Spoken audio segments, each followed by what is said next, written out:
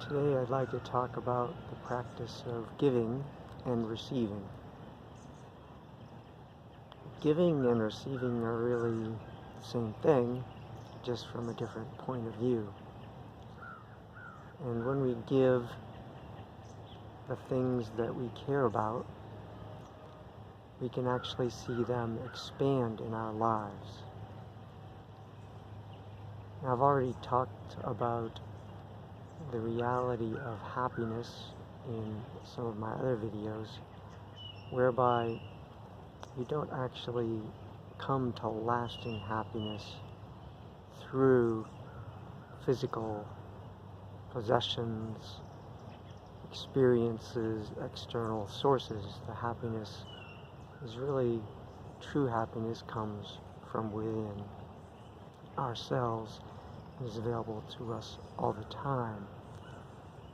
And so the practice of giving as a spiritual practice is an affirmation that I always have enough to be happy, and so much so that I always have enough to share with others. And the funny thing is about this practice, the more deeply you get into it with a truly faithful energy, that the giving comes naturally and without any kind of fear or regret around any kind of material loss. The more you get into it, the more you sink into the belief and understanding of how powerful it is to give without any expectation of return from the person that you're giving to, or group that you're giving to. The more and more you get into it, the more abundant your life becomes, both energetically and that inner happiness, and externally as well. So it's kind of ironic, I guess, that the more we're willing to give away what we have in faith, in trust that we'll always have enough, and that we do have enough, the more abundant our lives become. And this is a difficult one, I think, for people to believe sometimes, because all of our culture around material goods being so important to our happiness, our culture around zero-sum formulas for how things work, whereby when I give something to you, I lose it, no longer have it for myself. This accountant system of understanding is very mainstream, very reinforced. It's coming at us from different angles in media and whatnot, that we have to compete with others to get the best job, we have to strive to succeed materially, and so on. It all implies, if not explicitly states, that when we give up something, we have less.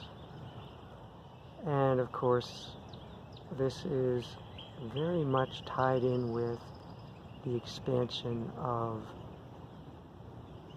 how we identify ourselves, because most of us don't have any trouble giving generously to our children or our closest friends, or perhaps people in our congregations at church, or the groups that we identify with closely.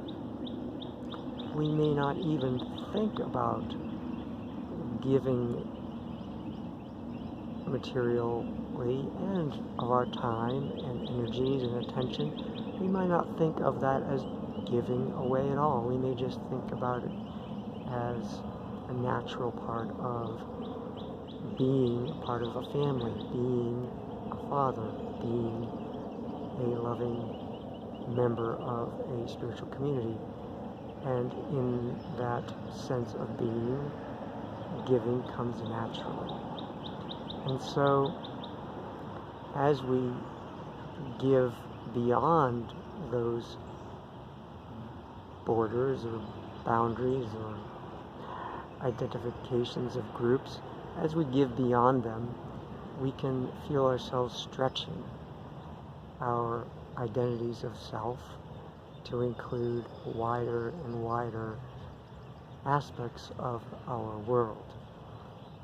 So giving and receiving are very powerful spiritual practices, and I put them together because it's very helpful to always be willing to receive. After all, if we want to be able to give of ourselves, somebody's going to have to be willing to receive, and vice versa. So when I'm willing to receive a gift from someone else, I'm giving them the opportunity to be generous and to give to me. If I shut myself off and say no thank you to a gift, it may be a practical matter, but just see if you can receive graciously, because even when it is a practical matter and it will take you some creative regifting perhaps afterwards, you have opened up the possibility for the person that was feeling generous towards you to experience the beautiful energies of giving. Now, what if you think, oh, how can I be so generous when I really don't have much income or don't have many possessions? I'm not talking about just giving possessions. The most precious gift that you can give to another person for many situations is your attention. It is your presence. It's your heartfelt concern.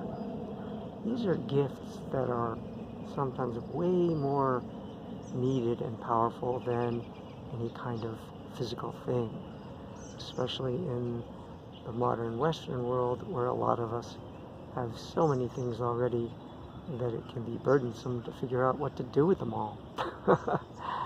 So for my friends that are in the service industry, where sometimes we spend time waiting for the next customer to come into our retail situation or whatnot,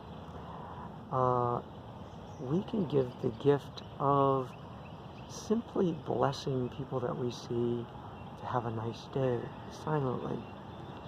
This is such a powerful practice because it can be done so much of our day.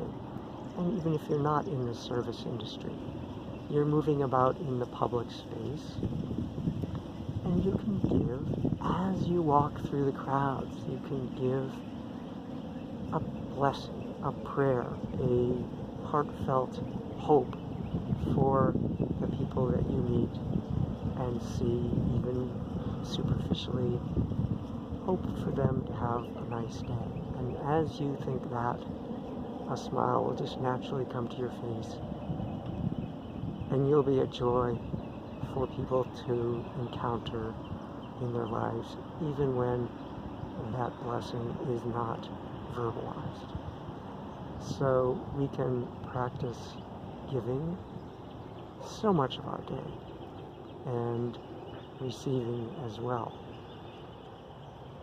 If you like this video, please give me a thumbs up down below and subscribe to be notified of future videos, and please give me your comments and questions down below to help me with ideas for future videos.